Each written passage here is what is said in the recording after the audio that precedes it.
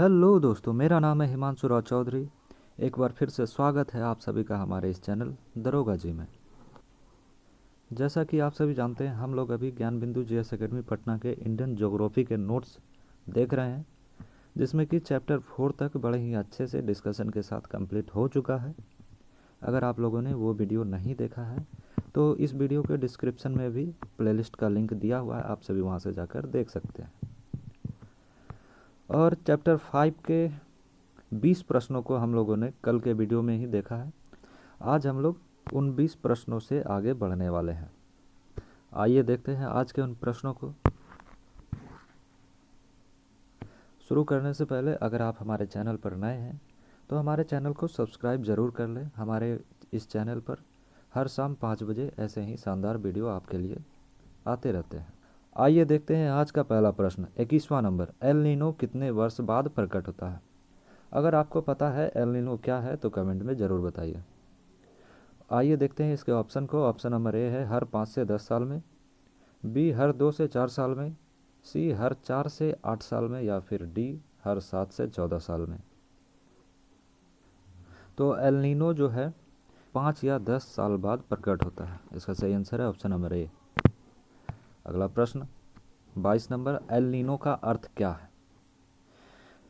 Option number ए है बालक नास्तिक, बी है बालक संकट, सी है बालक विपदा, या फिर डी बालक ईसा। तो एल नीनो का जो अर्थ है वो है ऑप्शन नंबर डी बालक ईसा। अगला प्रश्न है 23 नंबर, भारत में निम्नलिखित में से किस वर्ष एल नीनो का प्रचंड रूप देखने को मिला था? आइए देखते हैं इसके ऑप्शंस को। ऑप्शन नंबर ए है 1990 से 92, बी है 1990 से 91, सी है 1994 से 95, या फिर डी 1996 से 97।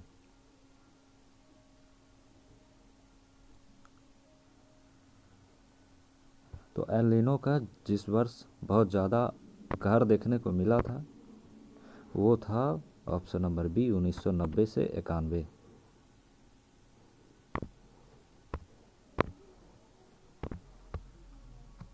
अगला प्रश्न 24 नंबर, एल नीनो निम्नलिखित में से किस जलधारा से प्रतिस्थापित हो जाता है?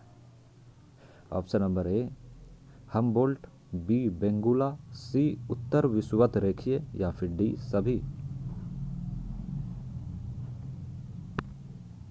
इसका सही आंसर है ऑप्शन नंबर ए हमबोल्ट।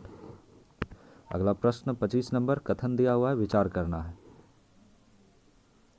पहला दिया हुआ है सकारात्मक हिंद महासागरीय डायपोल की स्थिति में पश्चिमी हिंद महासागर का तापमान पूर्वी हिंद महासागर के तापमान के तुलना में अधिक होता है। सही है। दूसरा दिया हुआ है नकारात्मक हिंद महासागरीय डायपोल के स्थिति में उष्णकटिबंधीय पश्चिमी हिंद महासागर का तापमान सामान्य तापमान से कम होता है। ये भी सही दिया हुआ है। इसका सही आंसर है ऑप्शन नंबर सी 1 और 2 दोनों। अगला प्रश्न 26 नंबर, मानसून विच्छेद शब्द की तार्किक स्तर पर निम्नलिखित में से कौन विश्लेषित करता है? देखिए, ऑप्शन नंबर ए दिया हुआ यह हटने या पीछे लौटने की प्रक्रिया है, बी इस अवधि में मानसून कुछ सप्ताह के लिए रुक जाती है, सी इस स्थिति में भीषण वर्षा होती है, या फिर डी इनमें से सभी। आपको बताना है मानसून विच्छेद का अर्थ कौन सा है इन सभी में से।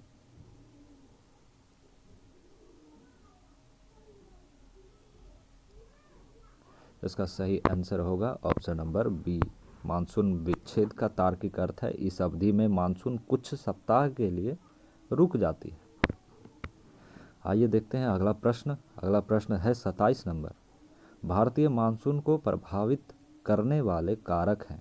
ऑप्शन नंबर ए तिब्बत का पठार, बी मेडागास्कर के पूर्व में उच्च वायु वाले क्षेत्र की स्थिति, सी पश्चिमी जेट धारा का हिमालय के उत्तर की ओर विस्थापन, या फिर डी उपर्युक्त सभी।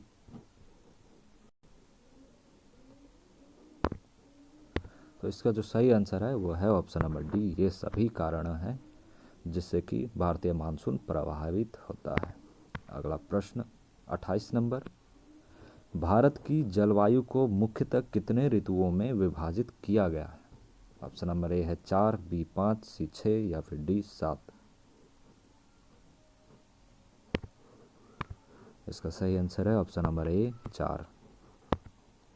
अगला प्रश्न 29 नंबर, कर्नाटक व केरल के तटीय क्षेत्रों में पूर्व मानसून जो कि आम फसल के लिए मित्रता की भाव अभिव्यक्त करता है, इसे किस नाम से जाना जाता है?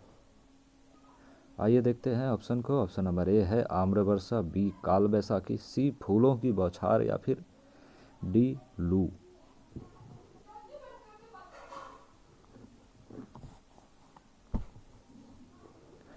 तो इसका सही आंसर है ऑप्शन नंबर ए आम्रवर्षा। अगला प्रश्न 30 नंबर, निम्नलिखित में से अगला प्रश्न 30 नंबर, निम्नलिखित में से किस प्रकार के वर्षा से केरल व निकटवर्ती क्षेत्रों में कहवा के फूल खिलते हैं? ऑप्शन नंबर ए है काल बैसाखी, बी फूलों की बौछार, सी आम्रवर्षा या फिर डी नार्वेस्टर।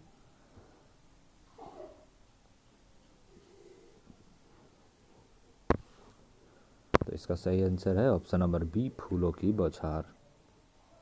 अगला प्रश्न है 31 नंबर, असम और पश्चिम बंगाल में बैसाख के महीने में शाम को चलने वाली भयंकर विनाशकारी तूफान को किस नाम से जानते हैं? ऑप्शन नंबर ए है नॉर्वेस्टर, बी काल बैसाखी, सी लू या फिर डी बोर्डोइचिल।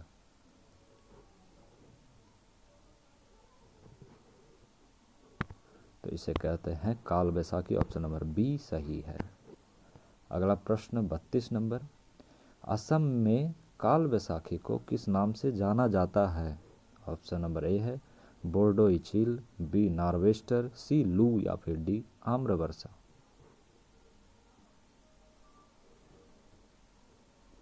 तो असम में काल बैसाखी को बोर्डोइचिल कहते हैं। ऑप्शन नंबर ए बिल्कुल सही है। अगला प्रश्न है 33 नंबर, आम्रवर्षा को चेरी ब्लॉसम के नाम से कहाँ जानते हैं? Option number A Kerala, B Maharashtra, C Karnataka या फिर डी हरियाणा। तो आम्रवर्षा को चेरी ब्लॉसम के नाम से कर्नाटक में जानते हैं। इसका सही आंसर है ऑप्शन नंबर सी। अगला प्रश्न है 34, अरावली पर्वतीय क्षेत्र और तमिलनाडु के कोरोमंडल तटीय क्षेत्र में किस कारण से ग्रीष्म ऋतु में वर्षा नहीं होती है? आप सभी को डिस्कशन के थ्रू इसकी जानकारी मिल चुकी है। कल के वीडियो को अगर आप लोगों ने देखा होगा तो इसका सही आंसर आप सभी बता सकते हैं। अगर आप लोगों ने नहीं देखा तो डिस्क्रिप्शन में कल के वीडियो का भी लिंक दिया हुआ है, और साथ ही पूरा का पूरा इंडियन ज्योग्राफी का अब तक जितना भी पोस्ट किया गया है वीडियो, वे सभी वीडियो प्लेलिस्ट के अंदर हैं, जिसका लिंक आपके इस वीडियो के डिस्क्रिप्शन में भी दिया हुआ है। आइए देखते हैं इसके ऑप्शंस को। ऑप्शन नंबर ए है उत्तर पूर्वी मानसून के क्षैतिज प्रवाह के कारण, बी पश्चिमी जेट स्ट्रीम के उपस्थिति के कारण, सी पूर्वी जेट स्ट्रीम के उपस्थिति के कारण या फिर डी दक्षिणी पश्चिमी मानसून के समानांतर प्रवाह के कारण।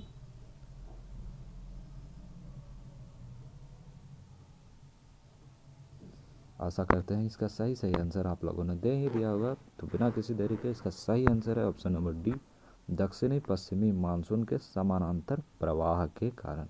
अगला प्रश्न है 35 नंबर, विश्व का सर्वाधिक वर्षा वाला स्थान है? आप सभी को पता ही होगा, ऐसा उम्मीद है हमें। देखिए इसके ऑप्शंस को। ऑप्शन नंबर ए है मौसिनराम, बी है लेह, सी है चेरापूंजी या फिर डी साइबेरिया।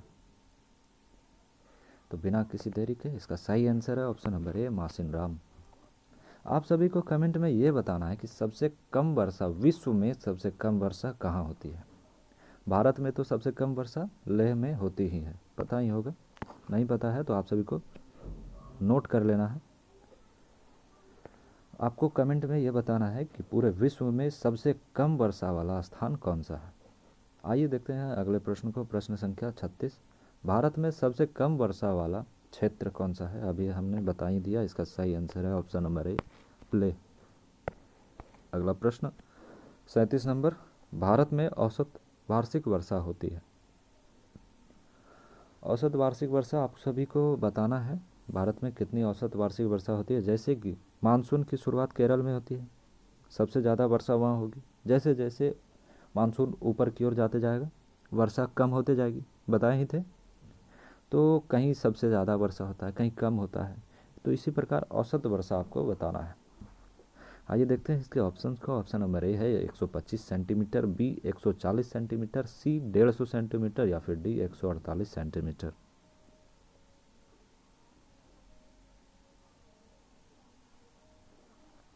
इसका सही आंसर है ऑप्शन नंबर ए 125 सेंटीमीटर। अगला प्रश्न 38 नंबर, भारत में 200 सेंटीमीटर से अधिक वर्षा वाला क्षेत्र निम्नलिखित में से कौन सा है। ऑप्शन नंबर ए पश्चिमी घाट, बी उत्तर पूर्व के उप हिमालयी क्षेत्र, सी ब्रह्मपुत्र घाटी या फिर डी उपर्युक्त सभी। तो इसका सही आंसर है ऑप्शन नंबर डी उपर्युक्त सभी। अगला प्रश्न 39 नंबर, निम्नलिखित में से कौन रबी फसल के लिए लाभदायक है।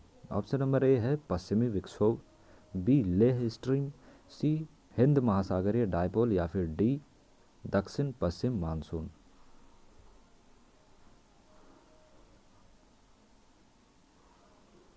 तो रबी फसल के लिए जो लाभदायक है वो है ऑप्शन नंबर ए पश्चिमी विक्षोभ। आप सभी को बताना है रबी फसल किस महीने में उगाई जाती है, किस महीने में काटी जाती है।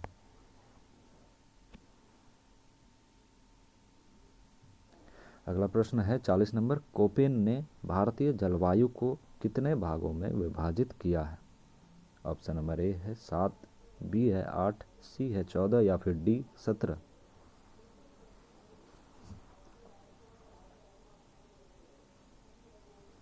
इसका सही आंसर है option number B 8।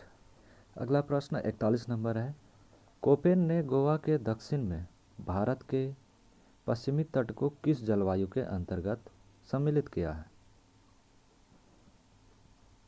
Option number ए है AMW, बी है AS, सी है BSHW या फिर डी CWG।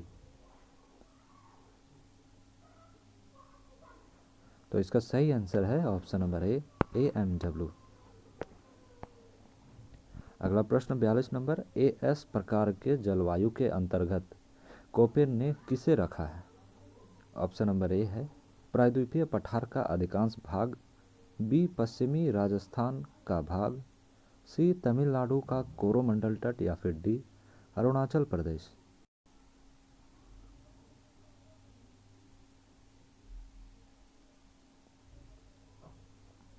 तो इसका सही आंसर है ऑप्शन नंबर सी तमिलनाडु का कोरोमंडल तट। अगला प्रश्न 43 नंबर, कर्क वृत्त के दक्षिण में प्रायद्वीपीय पठार का अधिकतर भाग को कोपेन ने किस प्रकार के जलवायु के अंतर्गत सम्मिलित किया है। Option number A BSHW, B AW, C BWHW या फिर डी ई।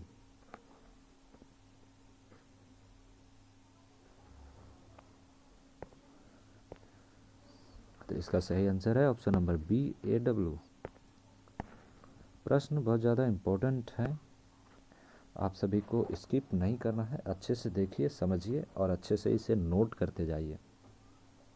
अगला प्रश्न 44 नंबर, DFC जलवायु के अंतर्गत कोपेन ने भारत के किन प्रदेशों को रखा है। ऑप्शन नंबर ए है राजस्थान, बी मेघालय, सी अरुणाचल प्रदेश या फिर डी हिमाचल प्रदेश।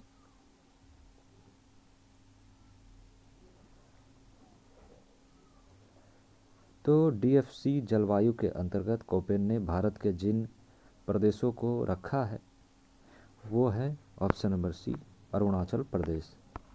अगला प्रश्न 45 नंबर, उत्तर पश्चिमी गुजरात, पश्चिमी राजस्थान और पंजाब के कुछ भाग को कोपेन ने किस जलवायु प्रदेश के अंतर्गत सम्मिलित किया है। Option number A BWHM, B BSHW, C AW या फिर डी CWG।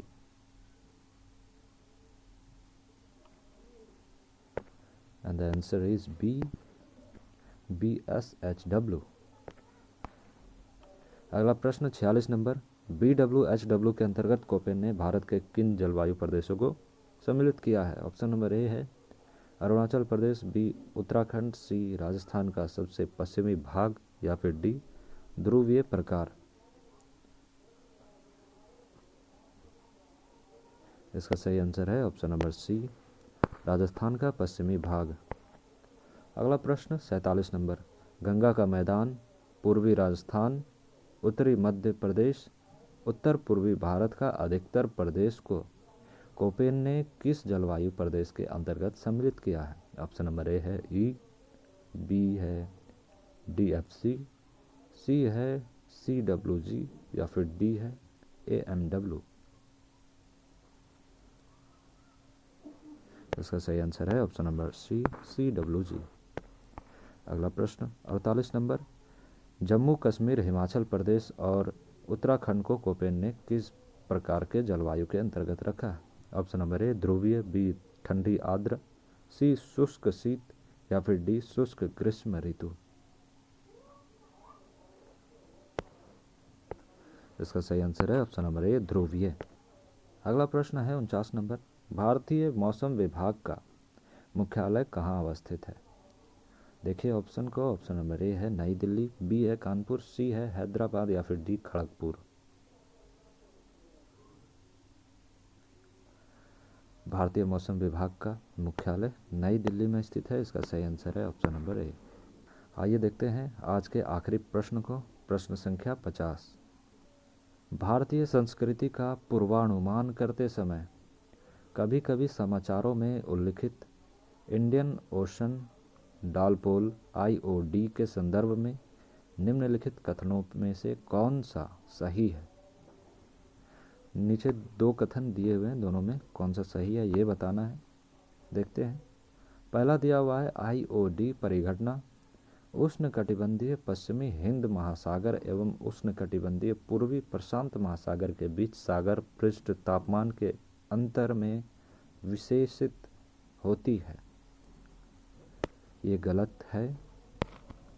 अगला है 2 नंबर, IOD परिघटना मानसून पर एल नीनो के असर को प्रभावित कर सकती है।